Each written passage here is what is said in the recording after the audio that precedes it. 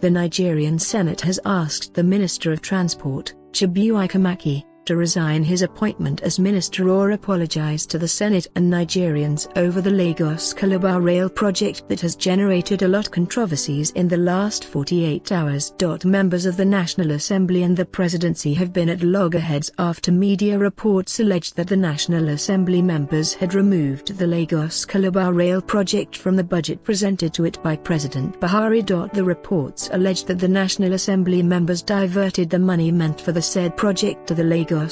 project, favouring the northern region. Speaker of the House of Representatives Yakubu Dogara and Chairman House Committee on Appropriation Abdulmumin Jibrin, via their Twitter handles refuted the claims, while the Chairman Senate Committee on Transport, Chibuike Amaechi, in a statement he released, said although the project was not included in the original budget forwarded to the National Assembly by Buhari, Minister of Transport, Amaechi approached his committee to include the said project. Read the Senate's position on the matter below.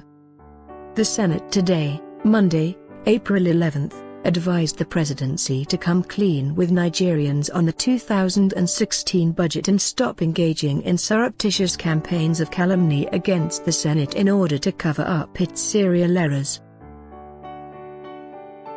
Reacting to claims in the media credited to the executive arm of government on the 2016 budget, Senator Alisabi Abdullahi, Chairman, Senate Committee on Media and Public Affairs, in a statement in Abuja, said the National Assembly had bent backwards to wring a coherent document out of the excessively flawed and chaotic versions of the budget proposal submitted to the National Assembly. He said, while the executive is mandated to prepare and lay before the National Assembly a proposed budget detailing projects to be executed, it should be made clear that the responsibility and power of appropriation lies with the National Assembly. If the presidency expects us to return the budget proposal to them without any adjustments, then some people must be living in a different era and probably have not come to terms with democracy. We make bold to say, however, that the said Lagos-Calabar rail project was not included in the budget proposal presented to the National Assembly by President Muhammadu Buhari, and we challenge anyone who has any evidence to the contrary to present such to Nigerians.